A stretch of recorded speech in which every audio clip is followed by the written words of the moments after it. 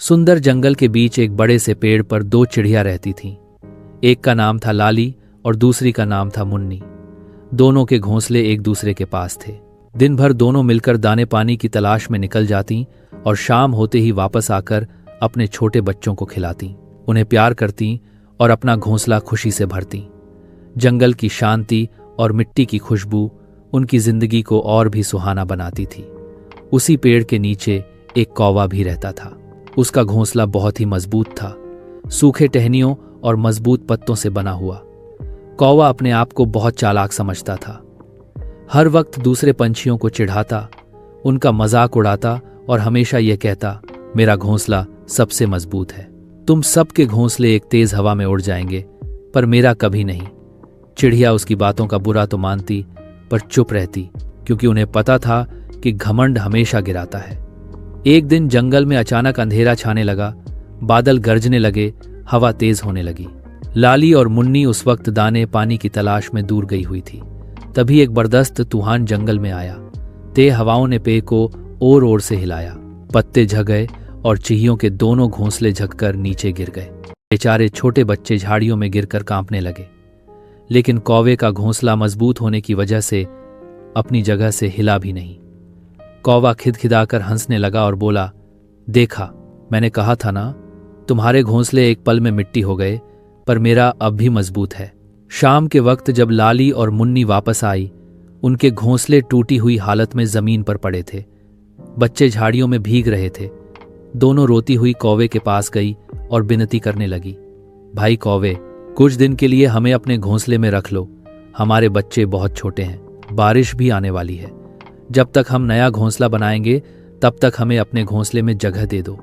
कौवा नखरे वाली हंसी के साथ बोला, अरे पागल चिड़ियों, तुम मेरी मदद क्यों मांग रही हो? मैं तुम्हें अपने घोंसले में जगह क्यों दूं? यह मेरा है और मुझे अकेला रहना पसंद है। जाओ, अपना जुगाड़ खुद करो। यह सुनकर दोनों चिड़िया का दिल टूट गया। वो अपने बच्चों को पंख के नीचे छुपाकर एक कोने में बैठ गई और बारिश से बचाने की कोशिश करने लगी। थोड़ी देर बाद बिजली चमकने लगी, बादल गरजने लगे और तेज बारिश शुरू हो गई।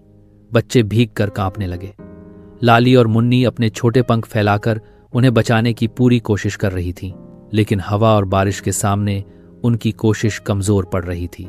रोते रोते दोनों प्रार्थना करने लगी, हे प्रकृति माँ, हमें बचा लो, हमें भी एक सुरक्षित घोंसला दे दो।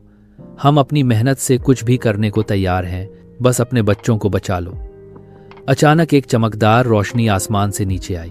वह रोशनी पेड़ की शाखाओं पर फैल गई और धीरे धीरे पत्तों, टहनियों और फूलों को जोड़कर एक नया घोंसला तैयार हो गया।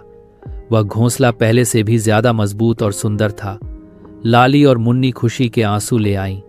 दोनों ने अपने बच्चों को उसमें रखा और सुरक्षित महसूस किया।